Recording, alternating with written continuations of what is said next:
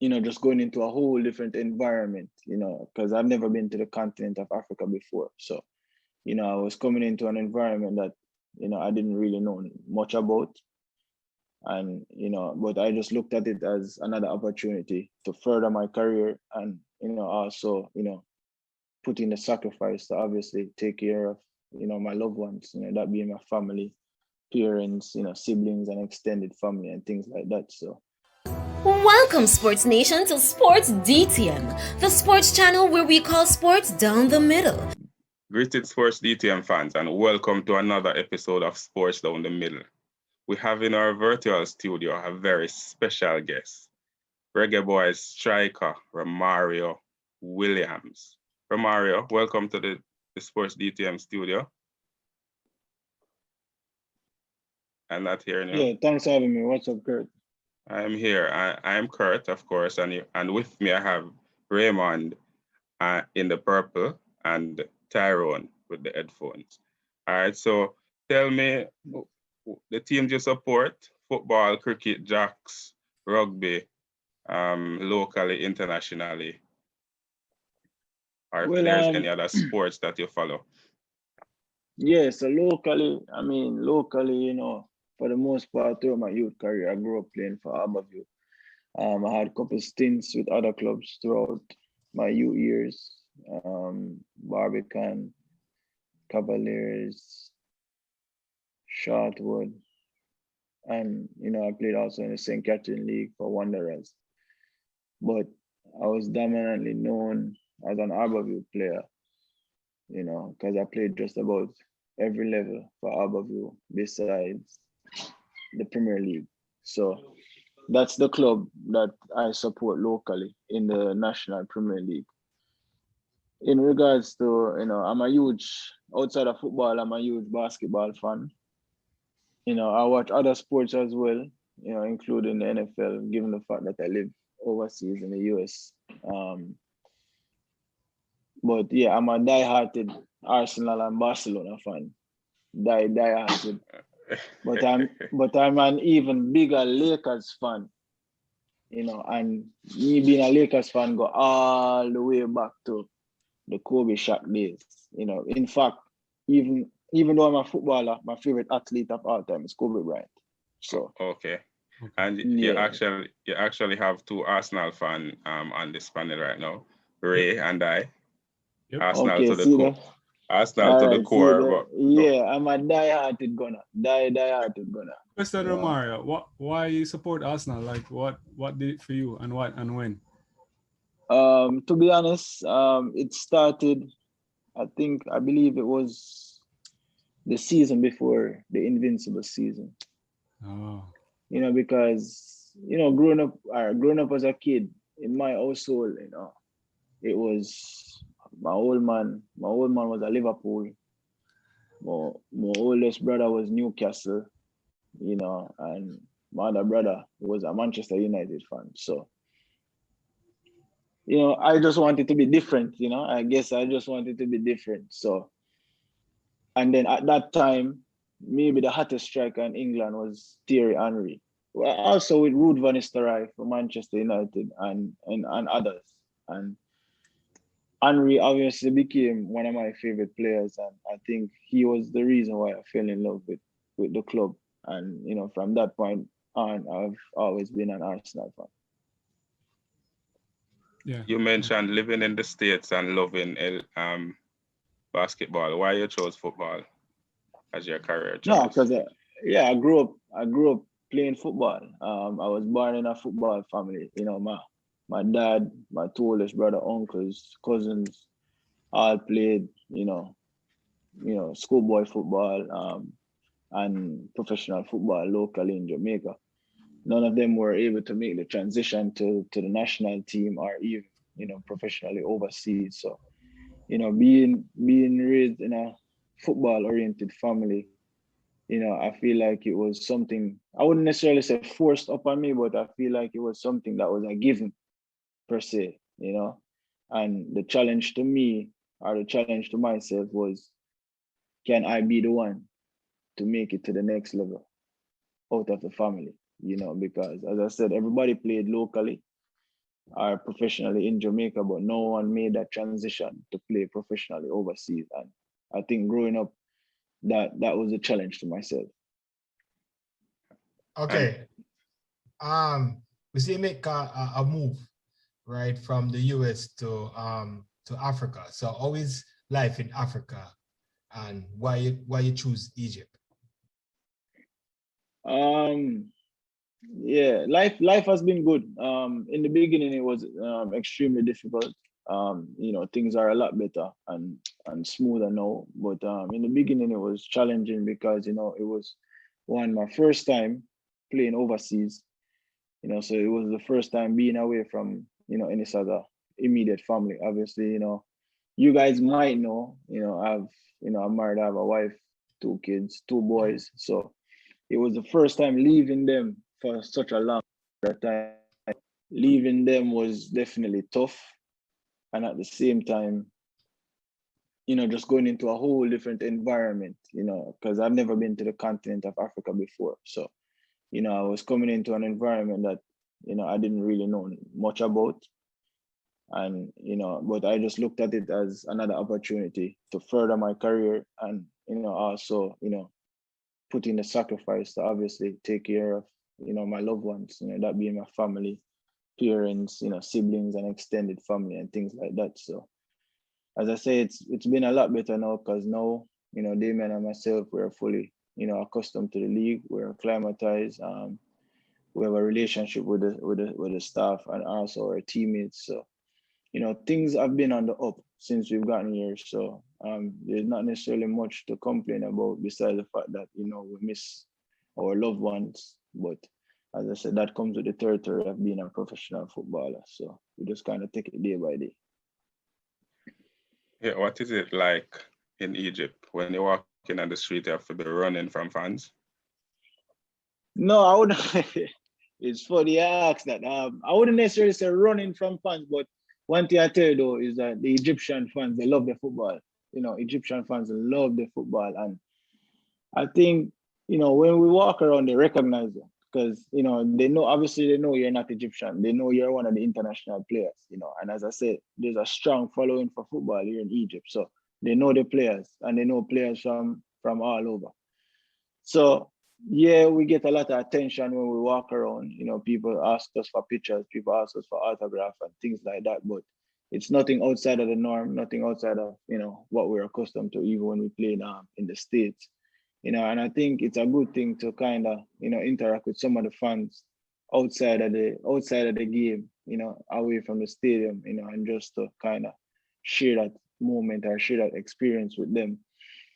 And also because of the fact that we're not allowed fans at the games right now, so they don't get that opportunity to come into the stadium and watch a game. So I feel like it means even more for them when they see us in the streets.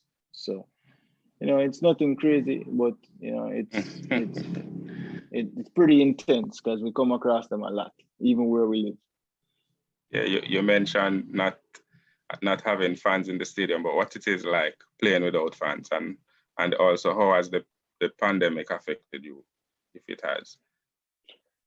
It's different. It's different playing without the fans because the fans, as a lot of people say, the fans are the 12th man, so they play a big factor in, they're a big, home advantage. For example, when you're playing a home game, because sometimes you're not necessarily having the best of games as a team, and you kind of need the support of the fans just to kind of rally around the team and give it that extra push, that extra energy.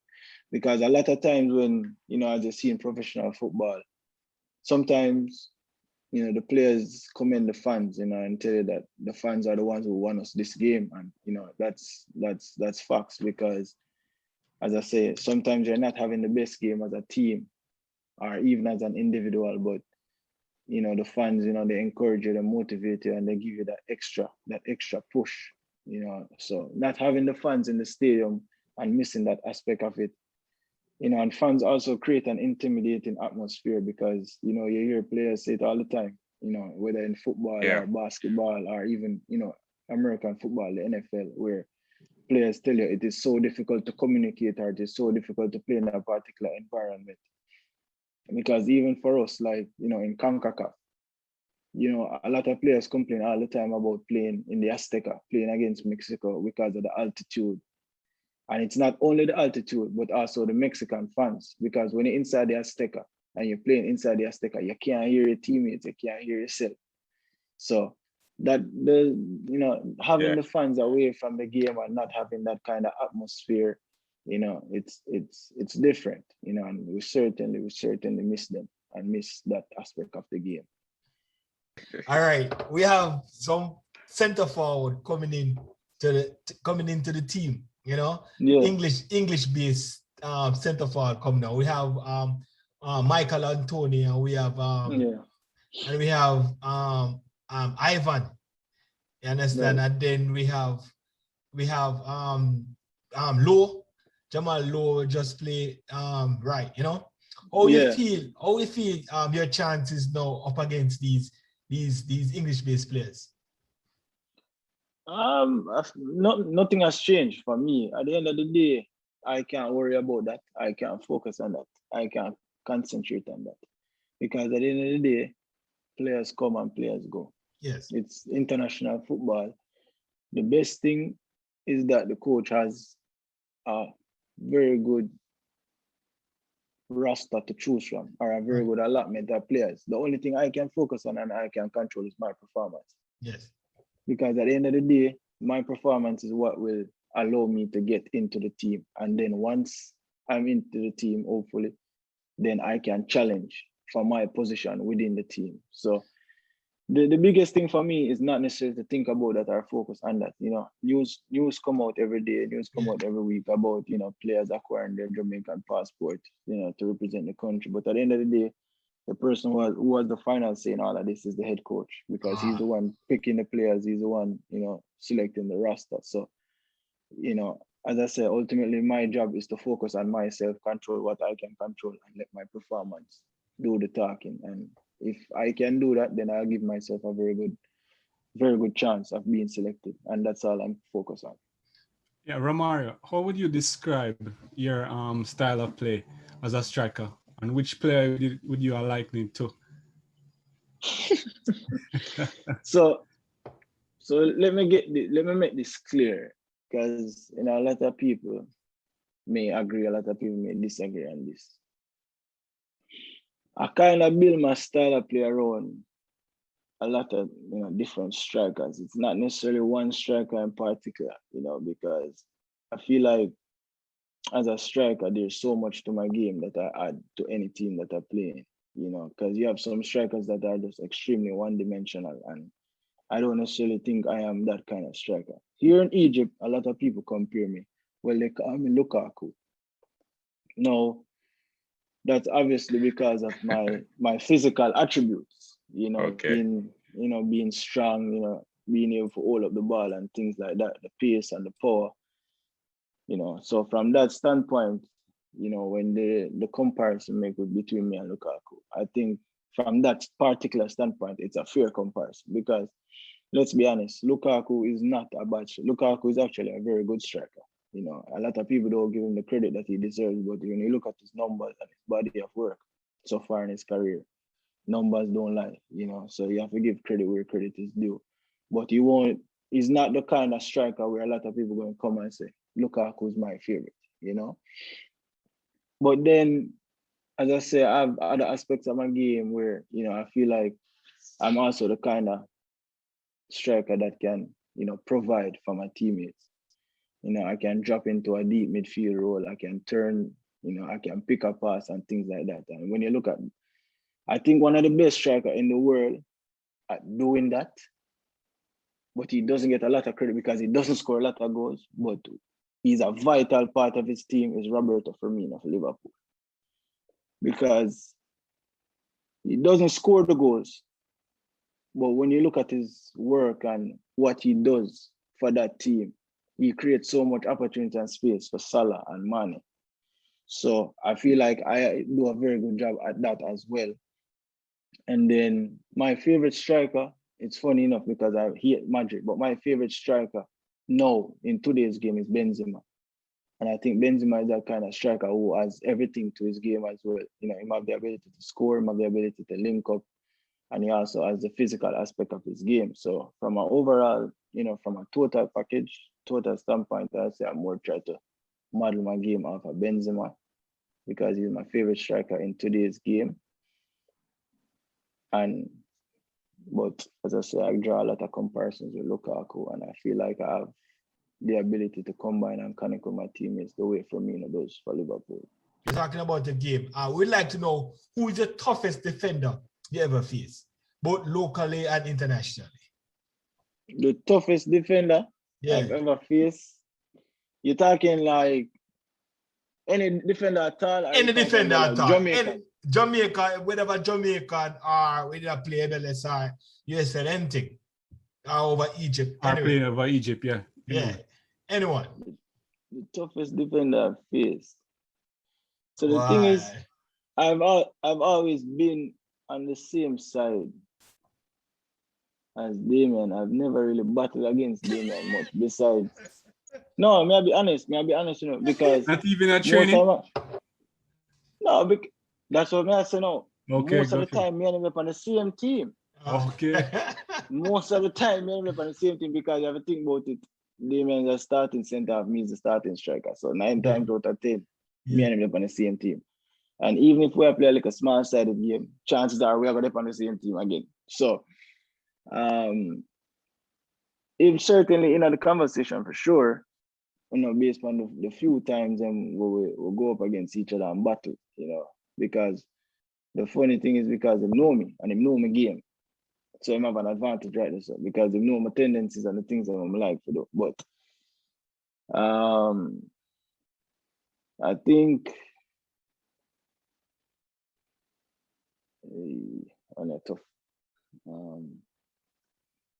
I think before I went to Columbus, Jonathan Mensah, I was centre back in Columbus, the captain right now, Jonathan Mensah, Ghanaian international. Before I went there, I had some battles against him, you know.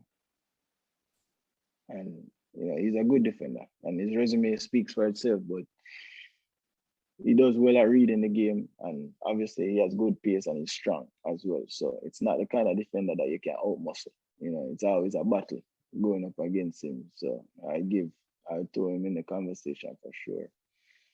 You know, there are a lot of defenders that I come across that are very good and present challenges on its day. You know, about it. All right. You watched the recent match between Jamaica and the United States, right? Yeah, man. I want to get your views on this, the defenders, the centre-back pairing. What are your thoughts on those? It's difficult. I think it's not fair because a lot of people should know it's the first time for a lot of those players being assembled together. So, and they only got a limited amount of time to get on the training field and work together and play together.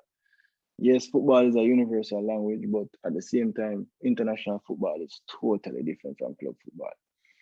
And the reason why the top teams in the world have success at the highest level is because of longevity and continuity in international football, because you don't get a lot of time. You don't get a lot of time for work on, you know, system of play and tactics and all of that stuff. So when you have a new team being assembled like that for 2-3 days before a game against the US, which is a tough opponent, as we know, it's not going to be an easy day at the office. So, you know, I think for the most part, they kind of held their own and did their job. But, you know, they had a couple lapses here and there, which cost us a couple of goals. But as I say, it's not a fair assessment because, and even if you watch the game, it was a 4-1 game, but I don't think the game itself, you know, US was like extremely dominant or extremely better than us, because the first 15-20 minutes of the game, the US didn't really offer much to the game. And then once they got the first goal, that's when the game kind of changed, you know. So, you know, as I say, it's tough to kind of assess them, but, you know, it's professional football and a lot of people may not agree with what I'm saying, but I am talking from a player standpoint. Okay, great. And we want to thank you, Romario Williams, for passing through the Sports DTM's virtual studio. Thanks for the support, Bala. Yeah, Fans man, out give there, thanks. this has been another episode of Sports Down the Middle with a quick chat with Reggae Boyz striker Romario Williams. Let us hear your thoughts on this interview, as well as anything you want to say to the Bala. Just leave your comments in the comment section below. Remember to like, share, and subscribe. Tell a friend to come and join the Sports DTM family. Which Be is right. blessed.